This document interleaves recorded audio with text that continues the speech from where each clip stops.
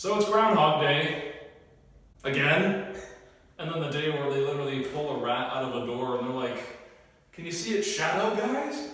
That's just weird, right? Like, Yeah.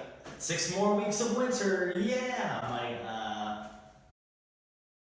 Welcome to another video here on my channel. This is the second video in a row I'm doing to where I'm not by myself, I have someone with me. This is David. He's a coworker of mine at the local theater near my house. We're both managers there, so we end up talking about movies a lot, and I kind of figured, I had just rewatched Groundhog Day since Groundhog Day is this week, and I saw a letterbox that he did too, so I was like, let's get together and talk about it. Definitely, man. Groundhog Day, I think that's probably the third worst holiday ever recorded for a calendar year. What are the top two? Like Flag Day? Like, what does that even mean? I don't know. But I mean, Flag Day, what kind of day is that? Or Columbus Day, that's not even... Oh, yeah. With every year I try to rewatch this movie because, first of all, I love it. It's one of my favorite films. But I figured with my Retro Movie Minute feature, which is a series I did on my blog before this channel in which I take an older film and for whatever occasion, whatever reason, I just look back over it again, revisit it, and see if it holds up. Of course, with it being Groundhog Day, I wanted to rewatch this again, see how it held up for me. And since you revisited it again, I noticed on your Letterboxd profile, what are your general thoughts on it? What does it mean to you? One thing that I will always pull from it is just, don't drive angry. Don't drive angry. Don't drive angry. Remember that part? We're starting to see more and more films kind of take the idea of Groundhog Day, right? So we have, Edge of Tomorrow, which I think is one of the better sci-fi movies to be made. And they took that idea and just ran with it. Tom Cruise and Emily Blunt just killed it in that, and it was just a fun sci-fi movie. Kind of dreading saying this, but, Happy Death Day. That's disgusting. That right there is the prime example of a movie where it takes a gimmick and then it just uses the gimmick to try to put people in seats and not really do anything else. Exactly. But Groundhog Day set the precedent because not only did it have this really cool premise of Phil Connors, played by Bill Murray, getting stuck in a time loop because, he's an egotistical jerk.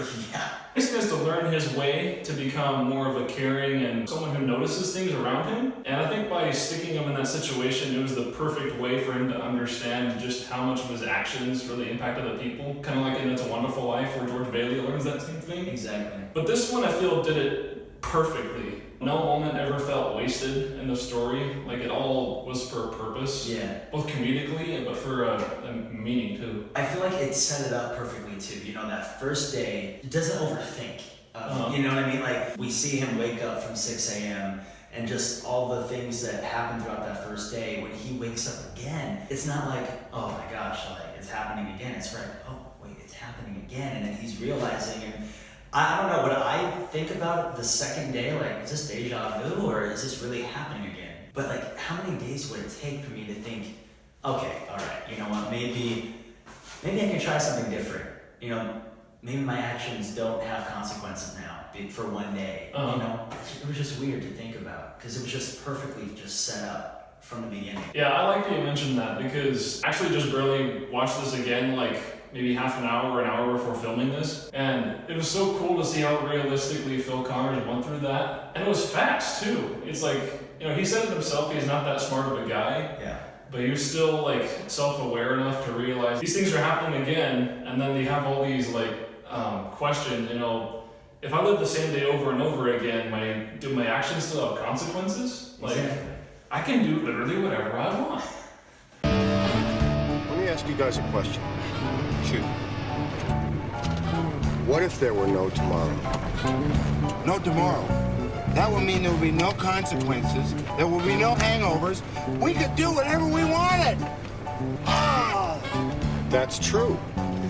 We could do whatever we want.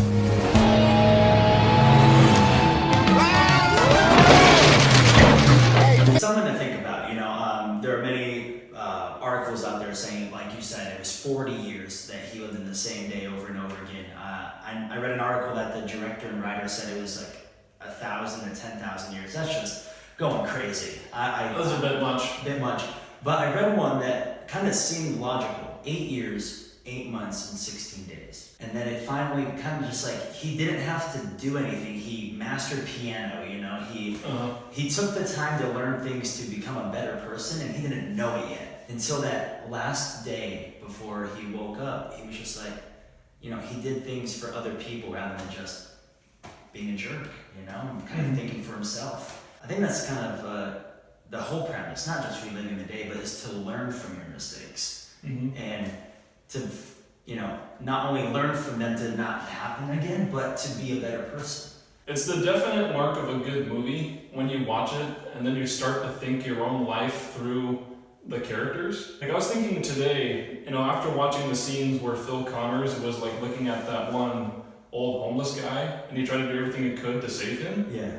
I thought about this morning when I went to QT for like a morning snack before breakfast. Product placement, QT. I saw these guys that were sitting there on near the front entrance, and I was like, you know, if they ask me, I'll give them something, but if not, I'll just go in there and get out. But then I was reminding again that like, that's something that Phil Connors would do. You know, we can all do better from that. And it's not meaning like, you know, everyone you see, you can like give away something, because we all work hard for our money, you know, but it's, if you see someone in need, instead of like just giving them money, maybe get them a meal. That definitely is like a very good mark of why this film stuck with us over the years, because it's not only funny, I mean, it's hilarious. Yeah. With incredible performances and a screenplay that I think is just one of the best ever. It leads people to do better things. It takes a character and it gives them the most perfect arc imaginable, and then it's like a metaphor for our own lives in a way, and an effective one. Not that's too pushy, but it's effective enough to where it leaves you thinking when it's over, you know? You know, and it's funny that you said, like, you know, one of the better scripts that stayed with us, this was made in 93, right? Yeah, it was. So, that's over 20 years, you know what I mean? 25. That's just, okay, this movie that was made 25 years ago still holds up with the camera shots. It still is beautiful. But yet the writing and the acting is still on point. We can go back to one of these films over and over again every year and pull something new all the time. I noticed something yesterday where there's a sign that was upside down when they were at the actual Groundhog Day doing some guy in the background's like, oh, doing that. I'd never noticed that before. And I was like, that's pretty funny. I bet someone told him to do that, you know? Or maybe he didn't. I don't know. It's just funny. There's apparently this thing that Harold Ramis, the director, did, rest in peace, where in every single scene where there's clocks on the walls, they wouldn't actually like move forward in time. The hands would actually just stay still. Phil Connors' life was literally at a standstill. It wasn't going forward, it wasn't going backward either. Yeah. It was just stuck in this constant just state of limbo in a way. You see little details like that boost the story and the acting. But I think the fact that like those basic things like storytelling and performances are so great, it just makes everything better and more immersive experience, I guess. Yeah, absolutely. And I feel like all of us have thought about that one time in our lives or not. What if I could relive this day, right? But not to the extent of, what if I could relive this day for 8 years? And part of in the film, he, you know, tries to kill himself, right? But multiple times. Multiple times, different ways. At some point, I would want to, you know, try to get out of it. And if that's how I would try to get out of it, I guess I would. But it's kind of weird, you know what I mean? Like, I would never want to kill myself. But if I was stuck and I didn't know if I would ever get out, yeah, I would try. You know, any means necessary. Just weird. It is weird, but in a way, like this movie, it does everything it can to make it like relatable. You know, if maybe we can't relate to like the suicide thing, someone might, you know, for better or worse, you know, but like, I think that's one of its core strengths of this movie, just that as far-fetched as some of this story seems, like the whole time loop thing is never explained. Exactly. Like, it all works. It just does. And it's never explained, and that's what is intriguing about it. We don't know, oh, if he falls in love, it will end. Like, we don't know how it will end, you know, until the end. And in the end, I kind of like how it has like this Dickensian twist to it, you know, almost like a Christmas Carol where you become a new person. That's when you change. Thank you. Like, it sounds sentimental, but in the moment, like, it works. Like, it doesn't feel like it's too much. I was born in 93, so this came out right when I was born. But I can watch over and over again and still find new things, and that's what you want to do in a film. You know, still be intrigued, even though you know what's going to happen. If you can quote the movie, you know, word for word, but you still find something new. This is one of my all-time favorite movies. And so for that, I'm gonna give this movie an A+. Yeah, I think I would give it a solid A, because if when a movie you can go back to and just be mesmerized by it, you know, just over and over again, be intrigued and not be bored at all, like that's that movie. I will laugh, I will be cringing, like that's just what it is. And I think that has to do not only with the writing but the performances, and Bill Murray just kills it. He does. Yeah. One of my favorite characters of his, for sure. Chris Elliott, you know. Dad? Ryerson! You know what's one thing though? I would miss the puddle the second day. I would not fall in that puddle 3 days in a row.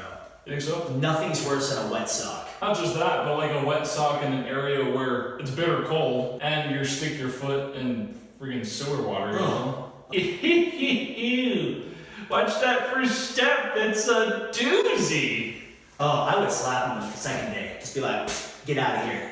Thank you for watching this review, guys. It was awesome being able to talk about Groundhog Day with you. I certainly hope that by the time this video is up, Phil hasn't seen a shadow. But either way, I look forward to more retro movie minutes in the future. I did 17 of these reviews on my blog. I'll do a video to recap those so that you know what I've talked about in the past. And then thanks again to David for coming on. Thank you, man. It was fun. Thanks again for watching. Feel free to subscribe to my channel if you like this content. Also check out my Facebook page in the description below, as well as my Letterboxd profile, where you can follow that and see what movies I'm watching. And then thanks again. Have a good day, guys.